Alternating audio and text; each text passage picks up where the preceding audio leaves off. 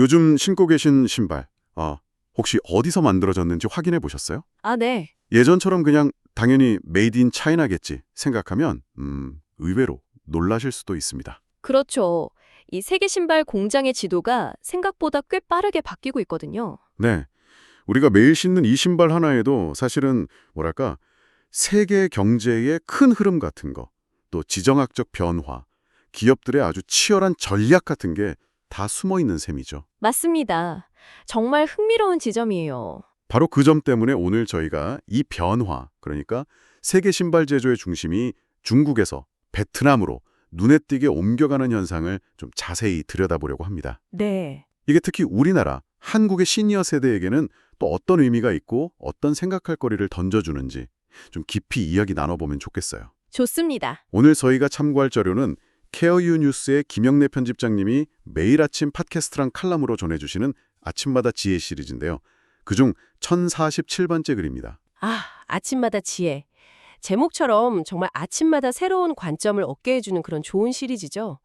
이 글도 신발이라는 아주 일상적인 소재를 통해서 우리가 어쩌면 쉽게 지나칠 수 있는 중요한 경제적, 사회적 변화, 또 그 안에 담긴 교훈을 잘 포착하고 있더라고요. 네, 그래서 오늘 저희 목표는 이겁니다.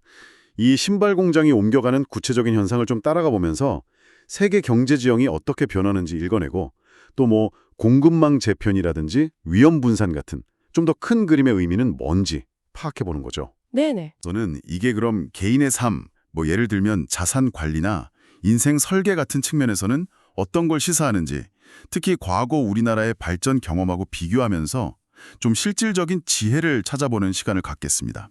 결국 베트남의 이런 부상이 단순히 그냥 한 나라의 경제 이야기가 아니라 어쩌면 과거 우리 경험의 어떤 메아리 같기도 하고 또 현재 우리 삶, 특히 이 변화의 시기를 살아가시는 시니어 세대의 미래 설계를 위해서도 중요한 참고점이 될 수 있다. 뭐 이런 점을 탐색하는 게 핵심이겠네요. 좋습니다. 그럼 이제 본격적으로 이야기를 좀 풀어가 볼까요? 네. 먼저 1980년대 이후에 중국이 어떻게 그 세계의 신발 공장이라는 별명을 얻게 됐는지 그 배경부터 좀 짚어봐야 할 것 같아요. 네, 그렇죠. 그때 뭐 값싼 노동력이라든지 정부 지원, 또 거대한 내수 시장까지 나이키나 아디다스 같은 글로벌 브랜드들이 생산 기지를 앞다퉈서 중국으로 옮겼던 그런 시대였잖아요. 그야말로 중국 제조업의 황금기였죠. 전 세계 신발의 뭐 상당 부분이 그 중국 해안가 공장들에서 막 쏟아져 나왔으니까요. 네. 하지만 그 강력했던 흐름도 결국 변화를 맞이하게 됩니다. 여러 요인이 있겠지만 역시 가장 결정적인 건 인건비 상승 압력이었어요. 아, 인건비. 네.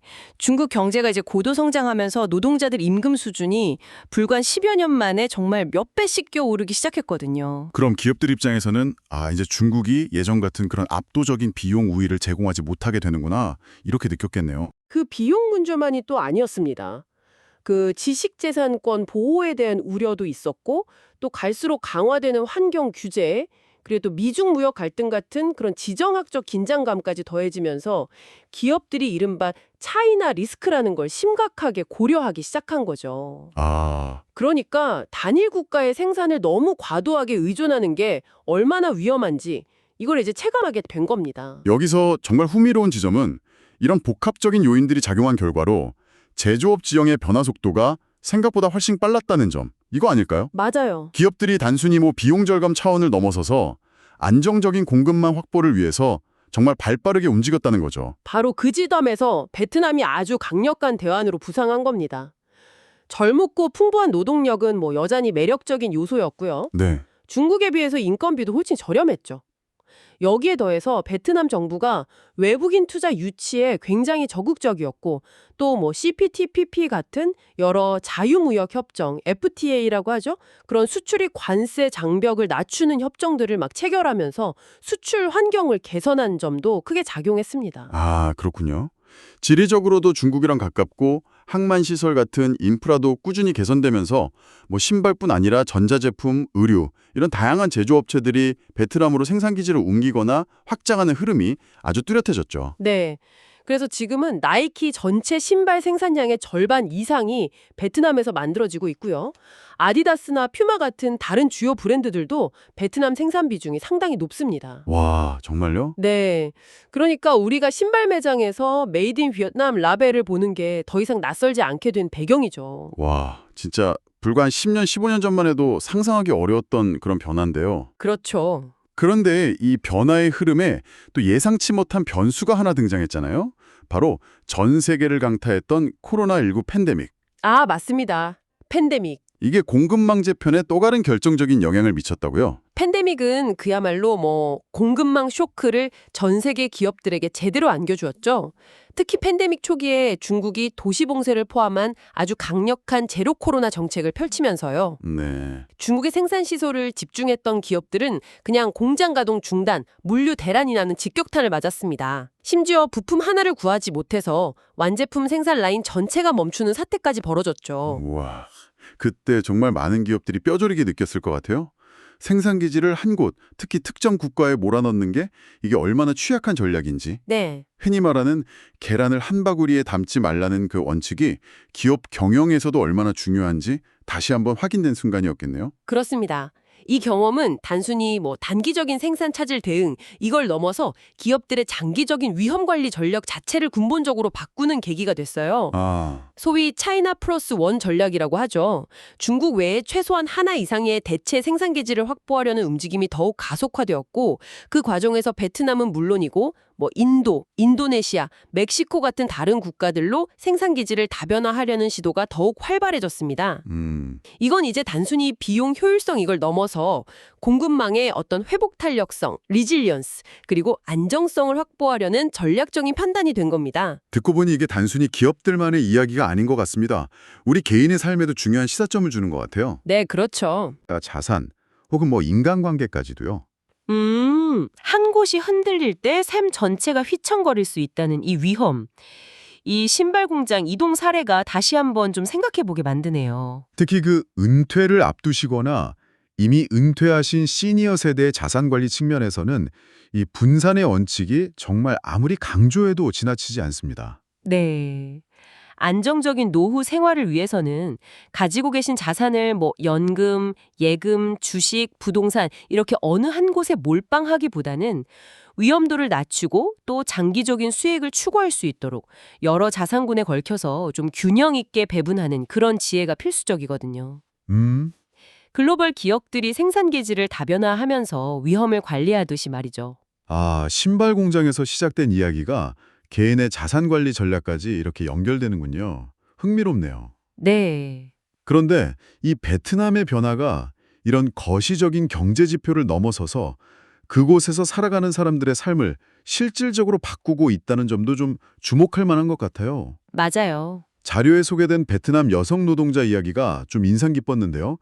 신발 공장에서 번 돈으로 가족들이 함께 살 집을 짓고 또 아이들 교육에도 투자하면서 삶의 기반을 다져나가는 그런 모습이 그려지더라고요. 그 이야기는 경제성장이라는 게 단순히 숫자의 증가가 아니라 평범한 사람들에게 어떤 기회를 제공하고 또 삶의 질을 어떻게 향상시킬 수 있는지를 아주 구체적으로 보여주는 좋은 사례입니다. 네, 일자리를 통해 얻은 소득이 주거 안정이나 교육 기회 확대, 건강 개선 같은 걸로 이어지면서 개인과 가족, 나아가서는 사회 전체의 발전을 이끄는 그런 원동력이 되는 거죠. 그리고 자료에서는 바로 이 모습이 1960년대와 70년대 한국의 그 눈부신 산업화 시기와 놀랍도록 닮았다고 지적합니다. 아, 그렇죠. 그때 우리나라 역시 섬유, 봉제, 가발, 신발 같은 경공업이 수출 주력 산업이었고 특히 많은 젊은 여성분들이 공장에서 정말 밤낮 없이 일하면서 소위 한강의 기적을 일궈냈잖아요.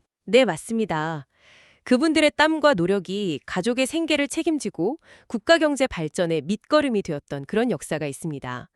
어쩌면 청취자분 중에도 혹시 그 시절의 경험을 직접 하셨거나 아니면 부모님 세대로부터 그런 이야기를 전해 들으신 분들이 계실지도 모르겠어요. 이 역사적 유사성은 굉장히 중요한 통찰을 제공합니다. 역사가 글자 그대로 반복되는 건 아니지만 경제 발전의 특정 단계에서는 좀 비슷한 도전과 기회의 패턴이 나타난다는 걸 보여주죠. 네. 특히 노동집약적 산업을 통해서 경제 성장의 발판을 마련하고 그 과정에서 새로운 세대가 기회를 잡고 사회 변화를 이끌어가는 모습이 그렇습니다. 한국의 시니어 세대는 바로 그 격동의 변화를 온몸으로 겪어내신 분들이기 때문에 현재 베트남 젊은 세대들이 마주한 기회와 어려움을 아마 누구보다 깊이 있게 이해하고 공감할 수 있을 겁니다. 과거의 경험이 현재 진행 중인 다른 나라의 변화를 이해하는 데 중요한 열쇠가 될 수 있다, 이런 말씀이시군요. 네. 더 나아가서는 이런 질문도 던져볼 수 있습니다. 이렇게 서로 다른 발전 단계를 경험하고 있는 세대 혹은 국가 간에는 어떤 관계 맺음이 가능할까요? 과거 한국의 산업화 경험을 다진 세대가 현재 성장을 기회를 맞이한 베트남의 젊은 세대에게 어떤 영감이나 도움을 줄 수 있을지, 혹은 한국 사회 내에서 기성세대와 젊은 세대는 서로의 경험을 어떻게 나누고 미래를 함께 만들어갈 수 있을지, 이런 고민으로 이어질 수 있다는 거죠. 정말 생각해 볼 만한 지점이네요.